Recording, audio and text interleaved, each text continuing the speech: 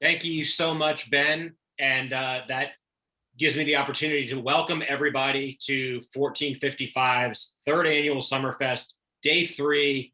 We're already in deep and we're going to go deeper. I also want to thank Ben and the team every opportunity I have throughout the weekend.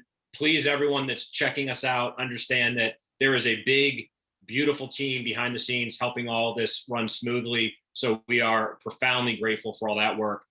I'll also say that this is obviously a big labor of love. There's been a lot of labor, but I want to acknowledge that this is what makes it all worth it. And when a writer gets to be in the presence of greatness, it makes all the hard work very meaningful and worthwhile. So I have been giddy with excitement to be a part of this panel. South Got Something to Say, featuring Deesha Philia, Dantiel W. Moniz, and Dawnie Walton. I would be remiss if I didn't right up front thank my friend, the amazing, effulgent Deesha Philia, for bringing this together. I went to her.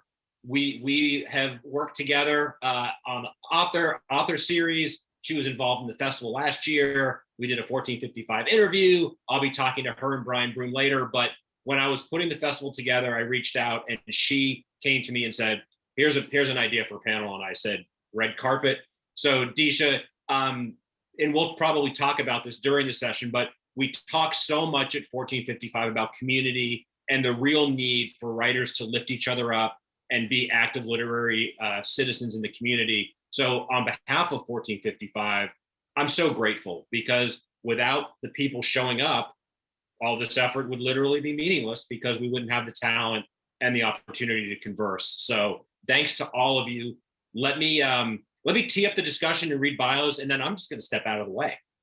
But South Got Something to Say is going to be a conversation amongst these 3 writers and friends who will discuss, among other things, how growing up in their hometown of Jacksonville, Florida, shaped their debuts. They'll also explore Southernness, Southern Blackness, and how it informs the languages and rhythm of their work, and not least, interrogate the issue of elitism in storytelling. So without further ado, let me go in alphabetical order and introduce this rock star panel. First, Dantiel W. Moniz is the recipient of the Alice Hoffman Prize for Fiction, the Cecilia Joyce Johnson Emerging Writer by the Key West Literary Seminar, a Tin House Scholarship, and has been named a writer to watch by Publishers Weekly and Apple Books. Her debut collection, Milk, Blood, Heat, is an Indie Next pick, an Amazon Best Book of the Month selection, a Roxane Gay Audacious Book Club pick, and has been hailed as a must-read by Time, Entertainment Weekly, BuzzFeed, Elle, and the Oprah magazine, among others. She lives in Northeast Florida and currently teaches fiction at the University of Wisconsin-Madison. The aforementioned Deesha Philia and our pal Fudgy, her debut short story collection, which you may have heard of if you've been paying any attention to anything the last year, The Secret Lives of Church Ladies, won the 2021 Penn Faulkner Award for Fiction, the 2021 Story Prize, and the 2020 LA Times Book Prize, the Art Seidenbaum Award for First Fiction, and was a finalist for the 2020 National Book Award for Fiction.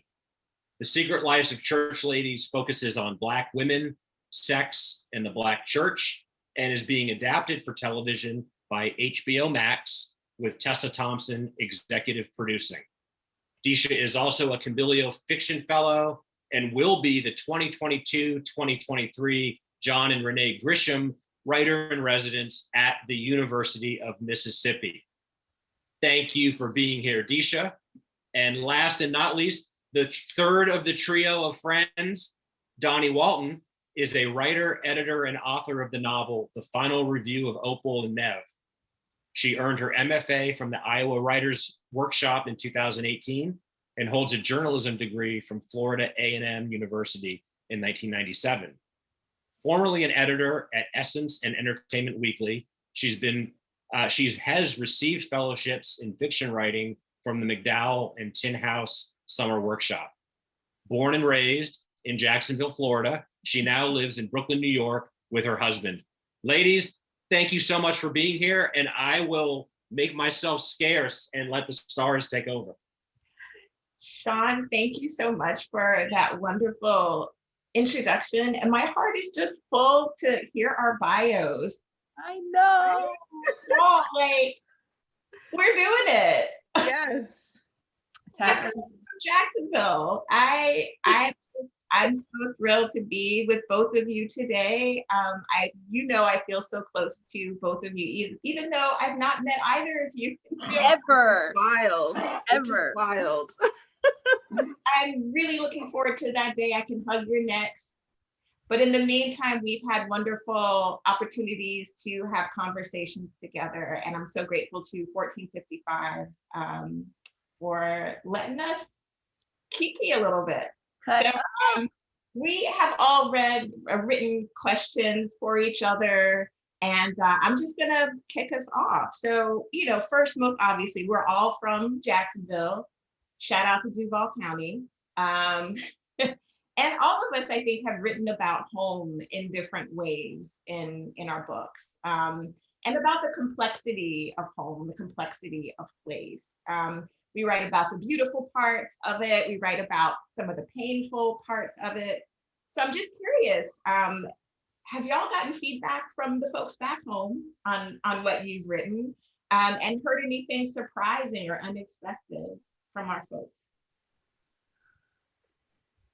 I mean, yeah, I'll go first because I'm still here for the time being. Next month, I will no longer live in Florida, so that, that time is coming. But I think for the people who have either lived in Jacksonville or some part of Florida, I get one of two things, right? One thing is like, oh, there weren't enough like street names. Like where's I'm like, listen.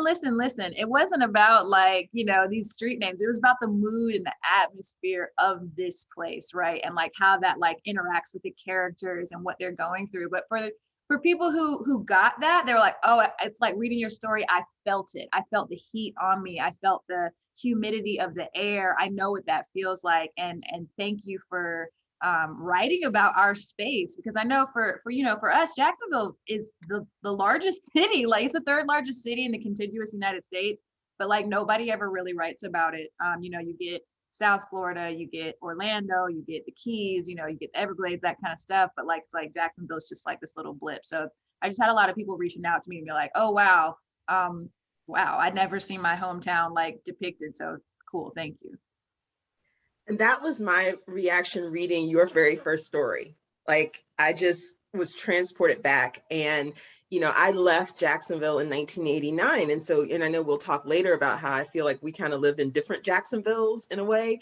And so that first story, wasn't so much about Jacksonville, but of course, that was what I was picking up. And also could feel it on my skin. Like, I remember I was actually reading it in the bathtub at the time, and I was just transported back home. And so I was like, I am going to absolutely adore this collection because I already feel like I'm back home.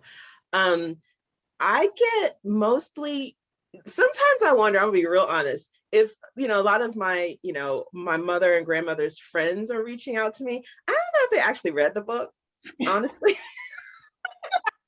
But they're very proud of me. They are very, very proud of me. So I'll take that. But I did have one person reach out, and this was surprising to me. There's a line in my story, Snowfall, where it talks about how our, grandmas and moms and aunties used to go to the Chinese doctor on Bay Street who would give them nerve pills and not ask any questions. And that's real. And I had somebody reach out to me and she was like, I went to that doctor. I was like, oh my God. Are we still around misprescribing things for people? So that was very unexpected to have someone share that with me publicly on social media. But I did want to capture some of those real details that are unique to Jacksonville, even though I never name the place in any of the stories. But in so many of those stories, I'm thinking about Jacksonville the whole time. I'm picturing certain places in my mind. So that, I think, Jacksonville folks, read the books. I know y'all are proud of us, but actually read the books. Read the books. Yes. I wanted to say really quick, Deesha, that when I was reading your story collection, when I got to Snowfall, I was born in '89, so that'll tell Oh my you. God, I graduated high school in '89. That'll tell you some of the difference between like our time in Jacksonville. But when I got to that story, I was like, oh my God, it snowed the year I was born. This is that snow, so it was very cool to see that. So I knew it was very Jacksonville too. There were so many familiar details that I remember that snowfall because the year it snowed in Jacksonville, my dad was at work and got caught across the Matthews Bridge and couldn't get home for a couple of days. Wow. Yeah, and also like the Publix potato salad reference, I was like, oh yeah, it's having to spice it up a little bit. Yeah.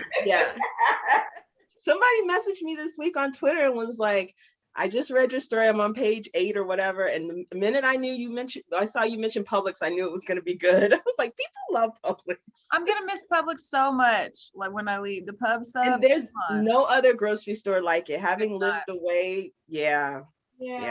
Very sad. So in my book, none of the scenes take place in Florida, but there are characters from Jacksonville. So I write overtly about Jacksonville and kind of very quietly about Jacksonville in a different, more complimentary way. Because the way I write overtly is sort of touching on a part of the rock legacy of Jacksonville, which is, the sort of Southern rock standard bearers, Leonard Skinner, are from our hometown, and went to Robert E. Lee High, which was my neighborhood zone school. So it was a lot going on with that.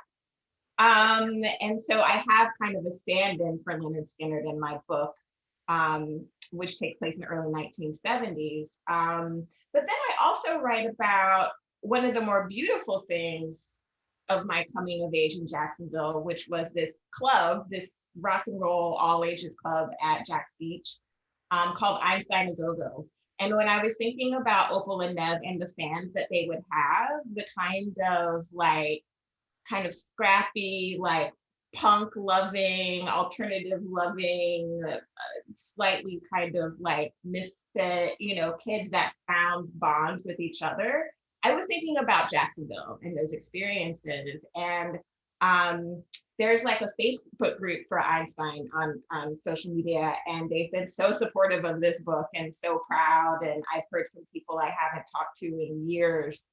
And I also heard from my 4th grade English teacher, Mrs. Lewis, who I don't know if she's read the book. She is deep into her 80s now, but she was good friends with my grandmother, so who's no longer here. And so talking with her about the book, because she called me, I sent it to her, and she called me on the phone and we talked, and she told me stories about my grandmother. They used to play bridge, and she talked about my grandmother's pork chops, and it was just so like lovely and warm. And my dad was like, I didn't know you liked music like this, which was like really funny for me, because I did, growing up Black and in the South, it was sort of rare to like be very much into rock and roll the way that I was, and I would kind of keep it like a secret from family. And so I think I'm getting some surprise on that end, but no judgment at all, just total pride. So that's been like a pleasant part of the journey. So Deesha, I have a question for you. So one of the most beautiful things about your book is that for the Black women readers for whom you wrote the book, we've talked about it feels so warm and familiar to us. Like we just sink into the stories and it's like we know these characters. There's an instant familiarity. We feel like we know all these people. But of course now Church Ladies is a huge phenomenon, and it's reaching an audience, a very wide audience, who are likely bringing different perspectives to the book and taking different things away from the book. So I'm just curious, what has that journey been like for you to kind of like navigate both of those responses, which are like kind of polar opposite in a way? It's been great, actually, because, you know, I think about what Toni Morrison said and what August Wilson would say when people would ask them about writing Black stories and if they were limiting themselves. And they both said a variation of like, look, these are universal stories, you know, and they were unapologetic about that. So I knew from their example that people who weren't Black women could connect to my stories. I didn't know if they would. And so it was great to see, oh, okay, they totally did. So first it was Black men. Actually, some of my earliest readers when ARCs were out were Black men. And so that reaction was, you know, and men stay telling on themselves. It was always along the lines of, I thought I was going to get some erotica and then I got something more, you know, or my one friend was like, I thought I was going to get this, you know, some, what do you say, some hunching stories to share with my lady. But then the ancestors started speaking to me and I was like, wow, not hunching. You know, we had to bring back hunching. We had to bring it back. I haven't heard that phrase. I know. Oh. Hunching. Okay. So I am the proud writer of hunching stories and ancestor inspired and ancestor stirring stories. And those things can coexist according to Black men. And then hearing from white folks, you know, some of the themes that are very present around freedom. All of us are trying to get free of something. All of us have things that we have to unlearn. And so that's what I've been hearing from white readers, whether it's around the church and religion, or perhaps it's around mothers and daughters, which there's a lot of mother-daughter stuff, you know, that lots of people can relate to, regardless of race. And then I think about a comment that I heard from a white gay male reader who said, I know these stories aren't for me, but they touched me so deeply because, and he started giving me the reasons. And I really appreciated that just in general, you know, just love it when anybody tells you that your stories meant something to them, but also because what I didn't want to happen was the erasure of the Black womanness of these stories or the Southernness of these stories, where people feel like in order to acknowledge the universality, you have to erase and flatten the race and the gender elements. And you don't have to. His comment proved it can be both. These aren't for me, but here's what I got. You know, and just that acknowledgement on his part meant a lot to me. Like, I know these stories were written for Black women, and I'm so lucky I got something out of them too, you know? Yeah, that's beautiful. Yeah, what a gift to like have that kind of leadership. That's a beautiful yeah. Like, don't erase us, just, you know. Yeah. Dantiel, you sort of touched on this a little bit, but I would love for you to go a bit more in depth about it. Thinking about Florida literature, you know, a lot of it is based South Florida, Miami, Everglades, that kind of thing. When you were putting this collection together, and you were writing very specifically about our part of Florida, North Florida, what were the aspects of North Florida that you weren't seeing on the page that you wanted to bring to light? Yeah, so again, it came from like not seeing us at all. I think like the first and last time I had seen Jacksonville specifically referenced was in the Twilight series, you know, because I was reading that in that, you know, high school time. But there's a part where like the main character's mom moves to Jacksonville so that her husband can play for the Jacksonville Suns. And I was like, oh wait. I was like, what? Like, you can make a setting be here, because I had never seen it before. And I think for me, that was mostly what was driving me, is I had never seen it.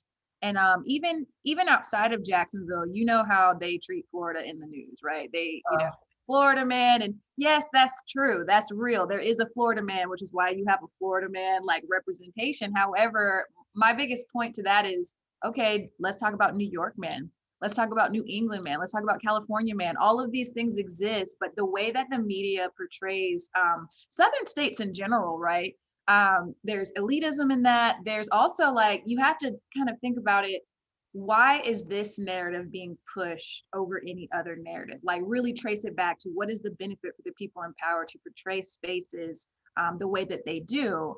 nationally, right? And so for me, I wanted to talk about my hometown in a way that was not stereotyped, that was not contributing to harmful stereotypes about the people who live here, because Florida is a huge state with a very diverse ecology, with a diverse population of people and cultures and all that kind of stuff going on here. And so I wanted to do that from my hometown, to be like, hey, this is a place that nobody really thinks about, or when they do think about it, it's very outsized, and like there are stories worth telling here about people living like ordinary lives, but like extraordinarily. And I wanted to put that on the page in my book, in the same way that I wanted to do that for people's idea of what Black women or Black girls stories are. Because another thing that I got, and I think this is related, but there were comments that I would get sometimes was like, oh, I liked this book, but I wish it had stayed more in the experience of Black women and girls. And I was like, make it make sense, because the whole book is Black women and girls. And so what that says to me is that you are reading something other than what you expected this Black narrative to be. And so that's another thing that I'm pushing up against, that my book can be labeled capital B, capital E, Black experience. Blackness is not a monolith. You can't do that. And we're going to touch on this later because I have questions about that. But yeah, I just wanted to do like, here are these Black women and girls going through their lives. This is this story, get into it, but you don't need to like come to it expecting me to be teaching you something. I'm not here to try to teach anybody anything. These are the stories I'm just trying to tell. If you get something from it, that's great. That's amazing. I have also gotten that comment as well, for readers who have used words like educational or enlightening for my book, which is not something that I expected. Like I just, I really just want to tell a good story that feels true. But anyway, I think we'll get into some of that stuff a bit later. I'm going to pass the baton to Deesha because this time is slipping. I know. Yes. Okay. Wow. And I'm looking like, why are my questions so long? When I imagine the Southern settings in my stories, they were all Jacksonville, even if I didn't name it that. They are Jacksonville because that's where my memories and my nostalgia just live. But I left in 1989, the year Dantiel was born, and I left the South completely. And so Jacksonville is really frozen in time for me. And so I'm interested in the ways that the three of us experience different Jacksonvilles, given the times that we live there and how those experiences influenced our books. So for example, in my book, the only people in the book are Black.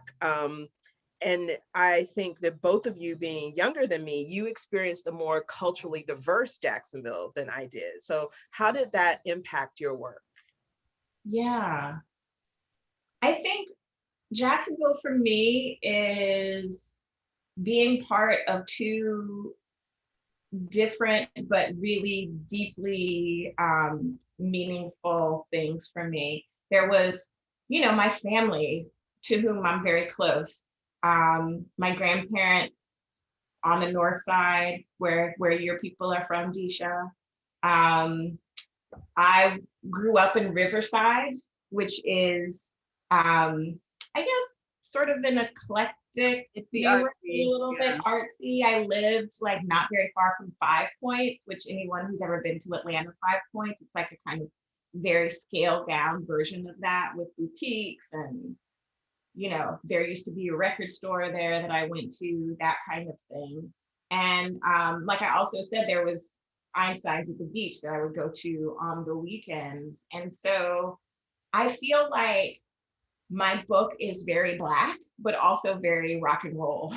Like I was trying to kind of there was like a Venn diagram in my head, and this was Black women, and then this was rock and roll. And my heart was at the sort of the intersection of those two things, and those two things are Jacksonville for me.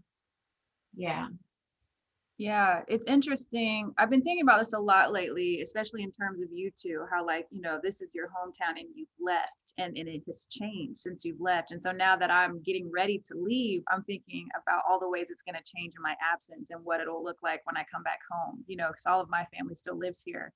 But yeah, for me, obviously I have my family, and then I grew up in a lot of spaces where it was mostly white spaces. And so in my book, and again, I don't think that anybody has to engage with whiteness, but for this particular story collection, that was one of my intentions, was to engage with being a Black girl or woman growing up in these kind of, moving through these majority white spaces. And in a lot of cases having, white friends or white lovers or whatever it is, because that, I'm just really interested in that question of how you understand yourself when it's not reflected back to you, and how sometimes that takes a lot of going through, a lot of like awareness that happens like later. Like for me, I spent a lot of time not being able to articulate why I was uncomfortable with how some of my friends, people who I know cared about me, would sometimes talk about me or to me, you know what I mean? And then it took until I was like, oh, and then started getting into spaces where I had more Black people around me, where I was like, oh, okay, this is what I was missing. Like I remember the first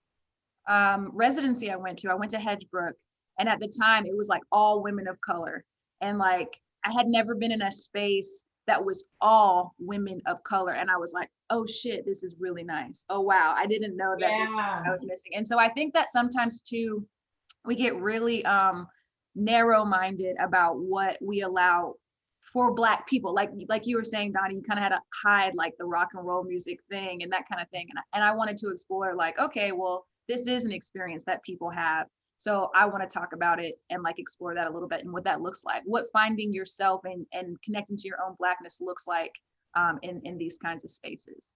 I love what you said, because I relate to it so much. For me, the epiphany was going to an HBCU. Like, honestly, Jacksonville, those years, I have a lot of tenderness for them, but they were very sort of confusing years for me in navigating those spaces and those friendships. And it did take being in that very Black environment to sort of understand myself better. And I always say that, I felt a little fragmented growing up.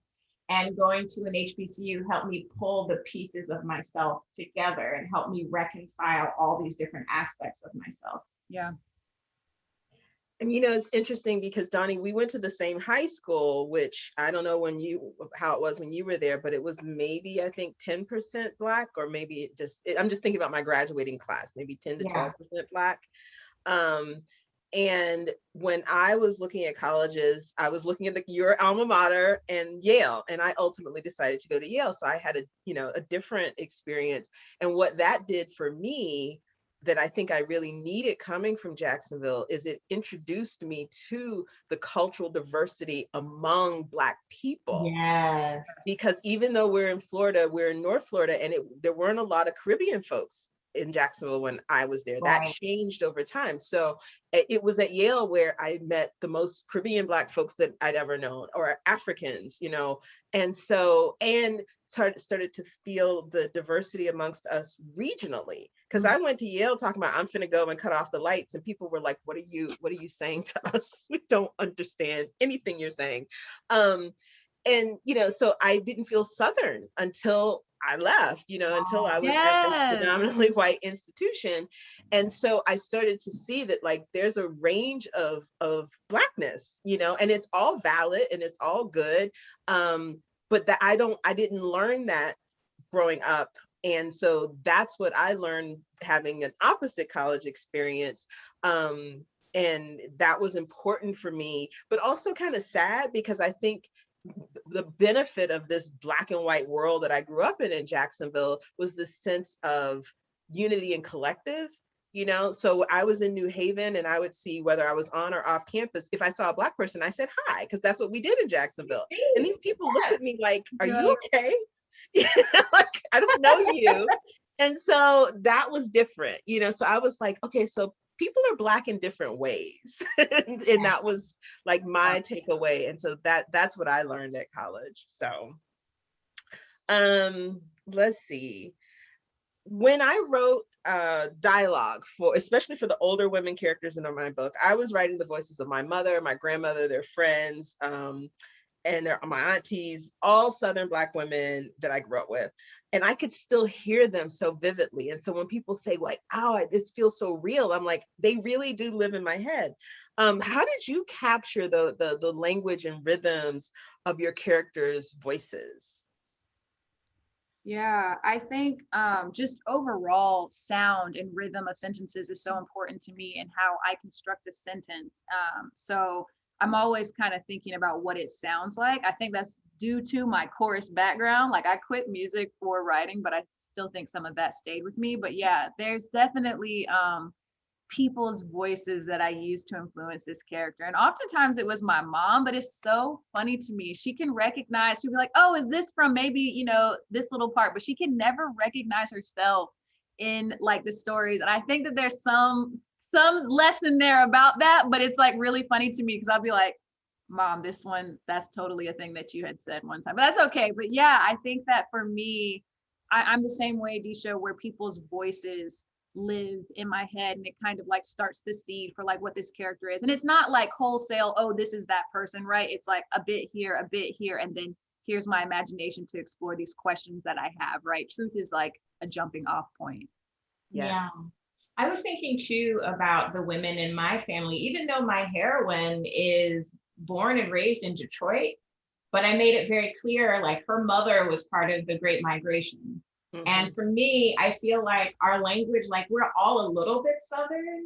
Like I feel like those rhythms and those sayings and those phrases are sort of understood by all of us, no matter where you live. So I didn't worry too much about, trying to like get a specific Detroit reference. I was hearing like what felt, whatever emotion I needed it to be in the moment, funny or wise. So I was thinking very much about that. And I was, there was a meme on social media that went around, and it sort of speaks to the experience of kids in the North visiting family in the South for the summer. And it was like, there were 4 pictures on the meme. And it was like, this is what it's like going to your grandma's down south for the summer. It was like a bucket of snap peas, a box fan, The Young and the Restless. And I can't remember what like the 4th one was. But it's like the fact that like people from up north like get that, like for me, like I feel like I was just injecting the South into this book and then it was fine. Yep. Yeah. So my last question. I feel like all of our books in their own way challenge what has been the conventional wisdom around who gets to tell what kinds of stories. And we all know that there's this elitism and there's this gatekeeping that's so limiting. And, we talk about that in terms of publishing, but let's keep it 100 also amongst Black writers too, because, not all of us are as welcoming and open and supportive as we should be around this. So what advice or encouragement do you have for writers who worry or who have been told about their writing, that's not a Black story, or that story won't appeal to white audiences, which we hear both of those things? Yeah, I just literally spoke about this yesterday, actually, on a panel for Tin House. But for me, you have to do the work that you feel called to do, period. Whatever that looks like, whatever that, don't worry about trends and market, because by the time you like, oh, I'm going to write towards this trend, that trend's gone by the time it even gets, to do theirs. And also that's not like fulfilling to feel like, oh, I need to write towards an audience. So like, if you can, for the first part of your project, kind of tune out audience, kind of think about like, what am I trying to do on the page? And then once you have done that work that you feel called to do, find the people who are going to be in your corner, who will support you and try to put your work in the world the way that you intend for it to be. I think that that's really important. And I mean that in terms of friends and first readers, but like more specifically, who you choose as an agent, who you choose to work with as an editor, and what publishing house you're at. I think that's going to be very important, and like you feeling like your work is well represented the way that you intended. Yeah. I mean, the publishing industry, it can be crazy making, because I've had friends on submission, friends of color, who will get feedback from editors, not that like this didn't work in your book or this element. It's like, oh, this is great, but we already have this kind of book. We have the Caribbean book, we have the immigrant story for this season. And it's like, they're not saying the same thing, like, oh, we already have our romantic comedy or our domestic Mhm. fiction, for the season. They don't say that. And so I empathize with like the feeling of that kind of like only one thing. Oh But my, my advice would be that the only expectation that you can have, and this is before the agent comes in, the editor, like the only expectation you should have is to please yourself. yes. Because pleasing yourself is the thing Yes. that's going to bring you back to your That's right. story day after day after day. It Right. took me 8 years to write this novel. If Wow. I didn't have that passion, that love, like I would not have finished it. And you have to finish. You have to, like Dantiel said, do what you feel called to do. Yeah. Thank you both. Yeah. That's a great segue to what was going to be my second question, but since we're talking about it, I want to let's go deeper. So that idea that there can only be one, right? I have, obviously we see that mirrored in like all the ways in publishing and outside of it, the world in general. But for my example, and this is a question for both of you, but I'm using Deesha and I as an example. One of the things that I had seen, because both of our books are written by Black women, short story collections about Black women and their lives, I've seen some of the commentary be like, oh, well, I read one of them.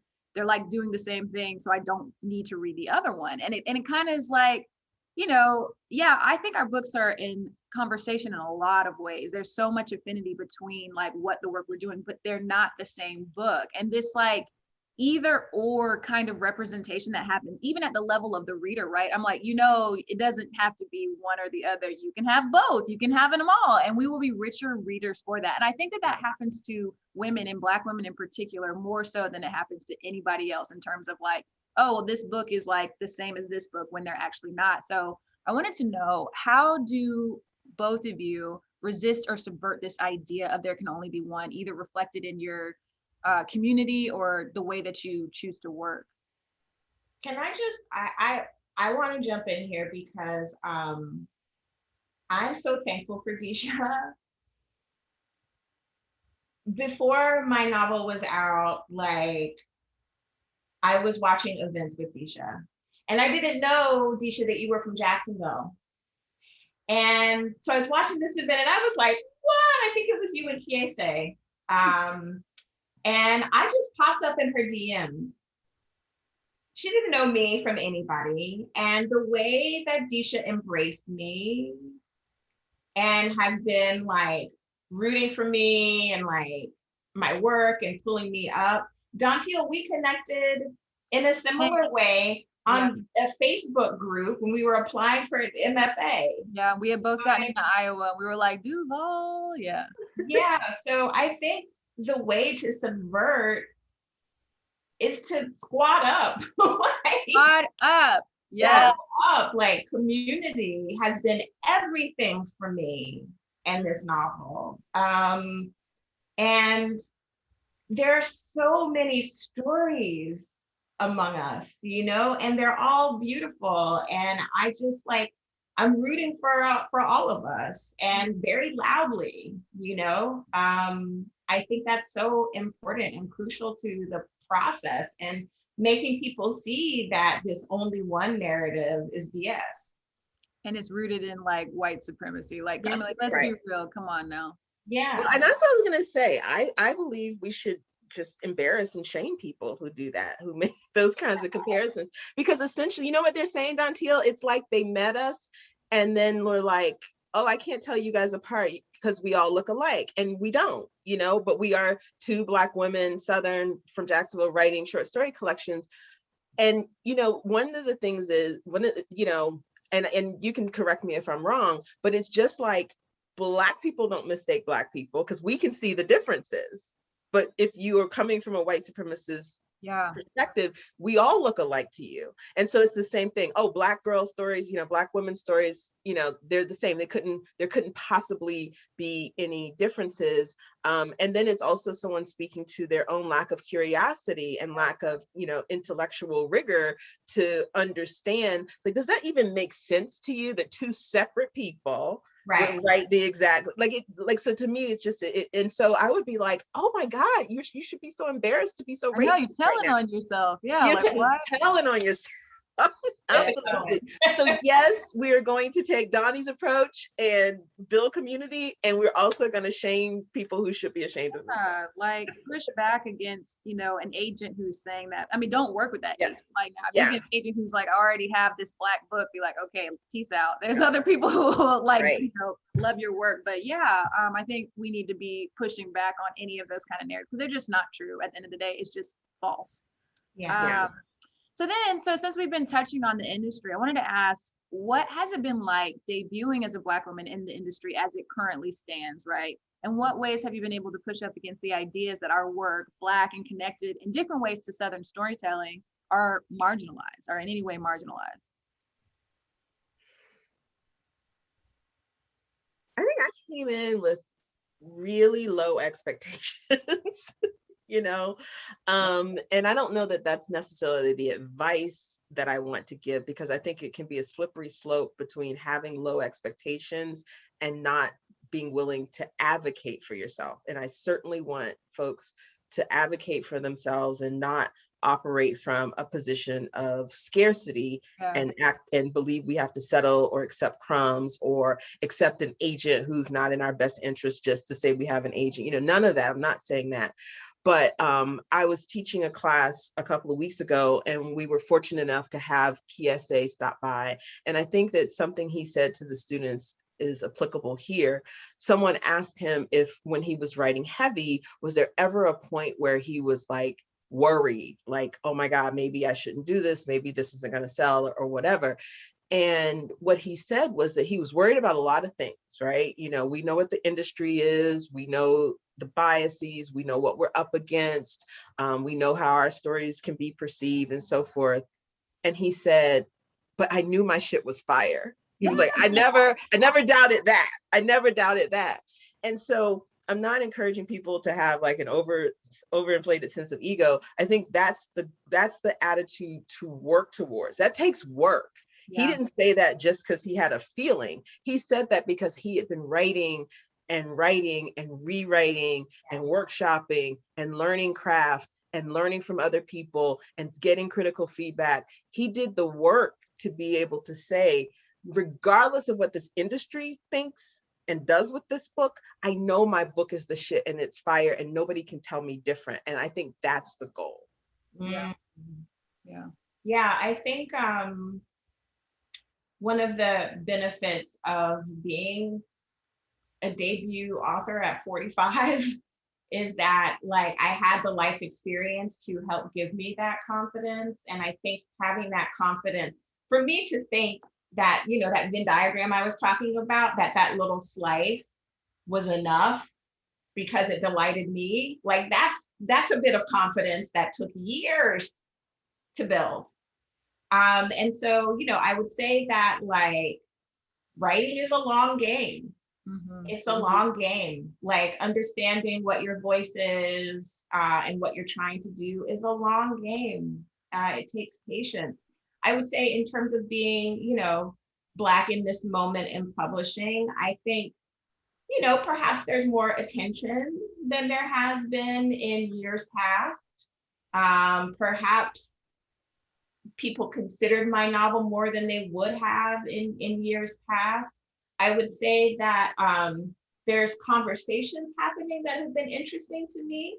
I touched on this earlier, sort of people saying that they find the book to be educational or enlightening and that kind of thing, which is cool. And I appreciate that. I appreciate that people are taking that away from it. But I do sometimes worry, when people sort of approach it as sort of a text for learning about white supremacy and race, that they're sort of missing the storytelling elements and the humor that I work so hard on and like the craft that I put into it. That's my one worry about that. Yeah, there's a way in which the works of people of color, it's all about race and identity and nothing about the craft, which is like, I wrote this story. This is like, me writing. And I would say for me too, to touch on what both of you have said, that my audience primarily is me. I used to feel like worried about saying that, like when people would be like, "Oh, who's your audience?" And you have to have like, "I'm my audience." And then if anybody else like connects with the work after that, then that's great. That's amazing. So that's number one, and that's okay. The other thing is, I think there's this idea that as a writer, you have to be like down on your own work. You have to be like, "Oh, my work is," and I think like it is absolutely okay to love your work, to like the work that you are doing. And I think that that's a great mentality to have. You don't need an external person to come in and say, "Oh, this is really good." Now, I'm not saying that external validation is not sometimes necessary or helpful to you, but like you are allowed to be like, "Yeah, no, I like my work," instead of having to do the thing where it's like, "Yeah, my work's okay, my work." Yeah. No, I like my work. I like the work that I'm doing. That's why I'm doing it. That's why I'm pursuing it to this level that I am. Yeah. So last question then. So we've touched on this again. We all know Blackness is not a monolith. We've been talking about it in different ways this whole time. So I'm wondering, as Black writers who are interested in writing, exploring various aspects of like womanhood and humanity and cultural references, what were your intentions in writing Blackness on the page in your current works that are out? And then what are you thinking about in terms of future work? So for me, with the Secret Lives of Church Ladies, so much is just memory and nostalgia, because even though the oldest story in the collection is probably 5 or 6 years old now, I've been writing some version of these stories, whether in novel or short story form, for 20 years.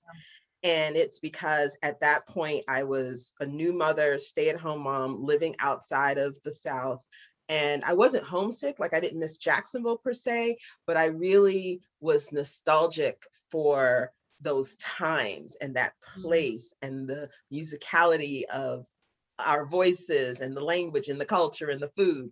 And so all of that showed up in the stories, and it was all channeled through the Black women of my youth. And so it happened in this sort of very organic way. Like those are the people that lived in my imagination. And so those are the people that showed up on the page.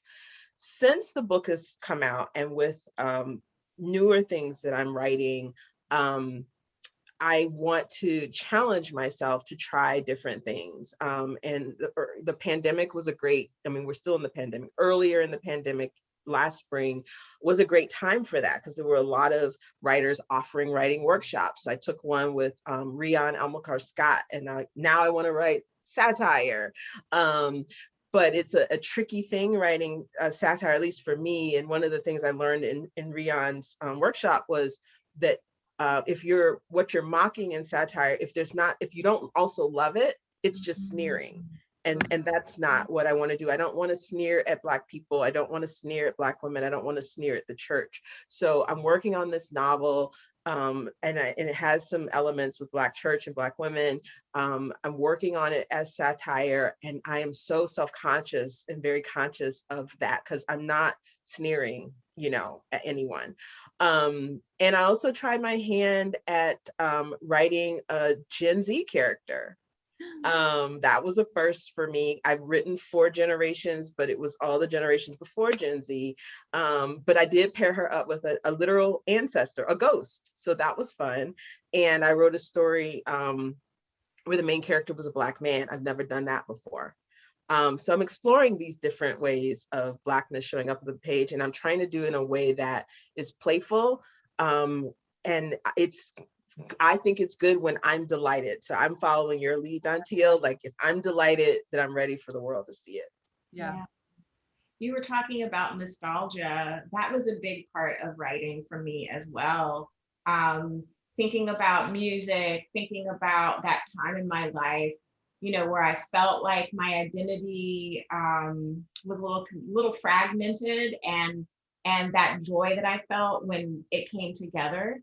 And in writing, my Black woman heroine, Opal, I really wanted to sort of create a figure who always was able to hold it together, because that's heroic to me. That's someone that I would have posted up on my bedroom wall and really like looked up to. Someone who was like, yes, I'm proudly Black and this and that, and I'm into this and I do that. Like all her life. Like that would have been like amazing to me. And in terms of how I want to continue to explore Blackness, I'm playing around with a new novel idea. I'm thinking about a book about friendship between Black women that spans a long period of time. I'm thinking about my HBCU years in the 90s, and I'm so excited to dig into that.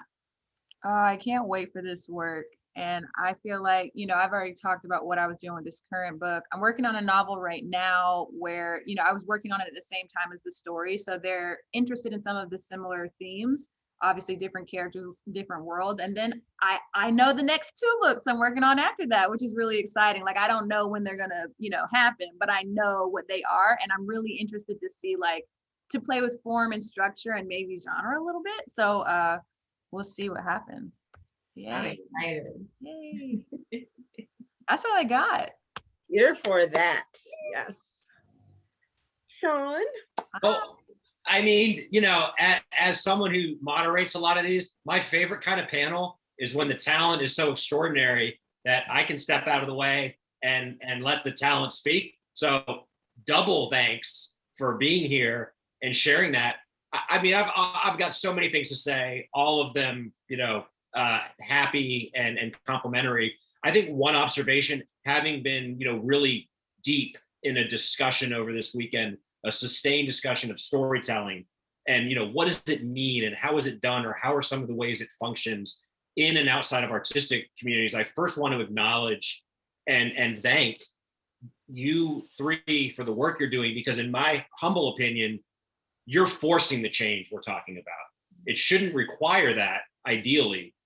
Political and economic factors should make it, and curiosity factors should be at a certain level where we're all seen as equal. But writing great art is forcing barriers to be broken and forcing the industry to finally start thinking outside of this narrow, very white box. Very white. But one of the things that I'm fascinated by, and it's a very optimistic take, because and I can wallow in the myriad issues that we are confronting and that we need to keep working on. But something that I take a lot of hope in is talking also about storytelling. One thing that I think holds true and is maybe more vital now than it's ever been is the notion that fiction and stories about people can do the work that politics, no matter how convincingly practiced, can't do. Because when you're speaking from a certain perspective, people are tuning out automatically.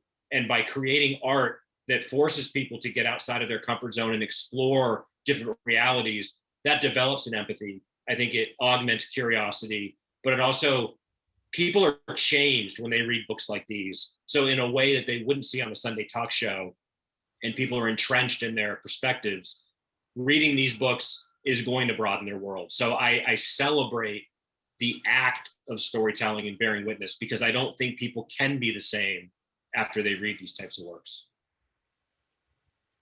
Thank you. Thanks. Yeah. And I would also, add to that, for the folks who are already on the side of right, for our folks, I think our stories also can be a balm and a comfort and a reassurance in a world that politically and, ecologically and in so many ways is just terrifying. And so, I can escape into Dantiel's worlds. I can rock out in Dawnie's world, and that nourishes and edifies us too, So I think it's all of that. It can do those things as well. Yeah, I agree with you, Deesha. Like, part of what I wanted to do with my book is explore the parts of humanity that are stigmatized, that you're told it's not okay to feel, to think, to do, and like just acknowledging that that is human too. And if we left more room for like the okayness of having these types of feelings, then like people would be able to deal with them in more productive and healthy ways and not harm themselves or the people around them. That's kind of my thinking on it. And I also would say that, I do think art has the capacity to move people, but in terms of forcing, I still feel like there's a certain level of receptivity and openness that people have to come to be able to do that. Even when they come to books like ours, you know what I mean? Like, you can still get that person who rubs up against it and was like, I don't recognize any of this. And it's like, because you don't want to. You kind of like put yourself in this little bubble where you just can't see anything that's outside of your own experience. And so like, but maybe, you know, doing that over and over and over again, something breaks through, but you know. Yeah. So, I mean, you know, I think in closing, I'll reiterate that we are here to celebrate these achievements, to acknowledge the ascension of three brilliant writers, and all that is good and well. But I also want to thank you for making my work easier. You know, one of the things that 1455's mission is, and we talk about all the time, is building community. And I think people understandably ask, well, what does that mean? Or especially, what does that mean in literary circles? And Deesha, actually, all three of you have separately articulated so powerfully what I deeply believe in, which is we have to lift each other up, because if we don't, nobody is. But I think it's even more profoundly important to see people that are traditionally underrepresented or have not had the proverbial space at the table, making that room inspires others. And there is an effect of rippling down where, again, in my modest opinion, acknowledging there's so much work to do, these are the types of meaningful changes that have a trajectory of changing industries. So I think there's a lot to celebrate here and a lot to look forward to. So I thank you all for being here. Yeah. Thank you. And to that end, Sean, I just want to point out something I've observed about your lineup. You don't wait for people to get famous to give them this platform. So thank you for using the resources you have so that our community can be stronger. So I appreciate that. I've just been thrilled to see friends on your lineup, learn about new artists from your lineup here at the festival. I think yours is the first festival I ever did and that was last year. And so you're doing something really unique here. So we really appreciate that. On this note, can I sneak in one last quick question to ask, like, who are y'all excited about? Oh my gosh. Squad. Oh, Khaleesa Ray, Nana Nkweti. Yes. Ray, Love Songs of WB. Yes. Yes, I'm gonna second both of you, because as soon as you asked, my brain went like, but like so many people coming up. There's Jackson Howard. There's what's the book that we're reading right? The short stories, Deesha. I don't remember her name, but it's like, anyways, there's a lot of good stuff coming out. I'm not gonna be able to give enough context clues. I'm excited for Walking on Cowrie Shells. Is that the one? Yes. That's what that I was trying to say. Walking on Cowrie. That's Nana Nkweti, Destiny Bird song. Nobody's Magic. Destiny. Yes, I can't wait for that one. Yeah, I know Deshaun Charles Winslow's working on a new one. I loved In West Mill. Yes. Well, that's the beauty of this work, right? There's always something to look forward to. There's something to look back toward and lift up that didn't get the recognition it deserved. And there's always great stuff being done. So thank you for shining that light. And don't be strangers. I will be honored to include you three anytime in any conversation, but we also will be cheering from the sidelines and doing whatever we can to elevate. So Dawnie, Dantiel, Deesha, thank you for being here. Be well and keep writing, and we'll see you soon. Thank you so much. Thank you. Bye.